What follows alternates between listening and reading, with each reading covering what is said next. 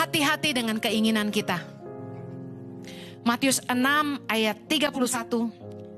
Sebab itu, janganlah kamu khawatir dan berkata, apakah yang akan kami makan? Apakah yang akan kami minum? Apakah yang akan kami pakai? Semua itu dicari bangsa-bangsa yang tidak mengenal Allah. Akan tetapi Bapamu yang di sorga tahu bahwa kamu memerlukan semuanya itu. Yesus ngajarin kita supaya kita tuh gak hidup dalam kekhawatiran. Percayakah bahwa kita punya Bapa yang baik? Bapa yang baik, Dia tahu apa yang kita butuhkan. Amin. Kalau Anda sungguh-sungguh percaya kepada Tuhan, saya percaya Anda tidak ikut hidup dalam kekhawatiran. Kalau Anda percaya bahwa Tuhan itu tahu yang terbaik dalam hidupmu, Anda tidak perlu punya kekhawatiran. Jehovah Jireh, Allah yang menyediakan. Rupanya saudara yang berdoa tapi doamu belum dijawab, angkat tangan. Sama-sama declare bilang gini, Ia akan memberikan yang baik kepada mereka yang meminta kepadanya. Punya iman gak? Percayalah bahwa Bapa di sorga akan memberikan yang baik kepada mereka yang meminta kepadanya. Tapi sekalipun Tuhan tidak memberikan seperti yang kita inginkan, kita harus tetap percaya bahwa Tuhan itu memberikan yang terbaik.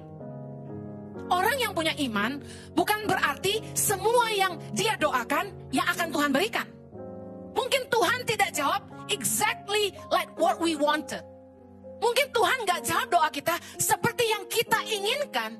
Tapi percayalah, milikilah iman bahwa apa yang Tuhan sedang kerjakan dan akan berikan dalam hidup kita adalah yang terbaik. Kita gak marah, tapi kita kecewa sama Tuhan ketika apa yang kita doakan kok gak kunjung datang. Kenapa sih Tuhan gak jawab doa kita? Kenapa Tuhan gak lakukan seperti yang kita inginkan? Mungkin bahkan ada yang sampai marah sama Tuhan. Hati-hati sama desires. Keinginan kita ini yang seringkali membuat kita tidak taat sama Tuhan. Keinginan kita yang gak ada habisnya ini yang seringkali membuat kita kecewa sama Tuhan.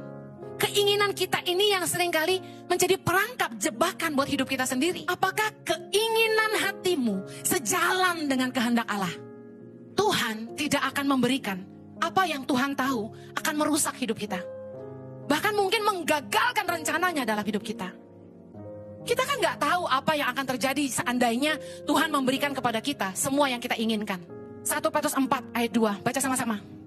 Supaya waktu yang sisa, jangan kamu pergunakan menurut keinginan manusia, tetapi menurut kehendak Allah. Tuhan mau kita di akhir zaman ini, yuk jangan lagi hidup menurut keinginan manusia yang gak ada habisnya. Tuhan berkati aku, Bapa berkati aku. Tapi belajar gini, Tuhan, apakah yang engkau rindukan dari hidupku? Apa yang kau mau dari hidupku? Apa yang kau mau Tuhan, nyatakanlah bagiku. Jangan melulu, aku mau ini, aku mau itu. Tapi tanya apa sih kehendak Tuhan bagi kamu? Mari kita fokus melakukan kehendak Tuhan. Percayalah firman Tuhan berkata, carilah dahulu kerajaan Allah, bicara soal kehendaknya dalam hidup kita dan kebenarannya. Maka semuanya ditambahkan. 1 Korintus 2 ayat 9. Apa yang tidak pernah dilihat oleh mata, yang tidak pernah didengar oleh telinga, yang tidak pernah timbul dalam hati manusia, semua yang disediakan Allah untuk mereka yang mengasihi Dia.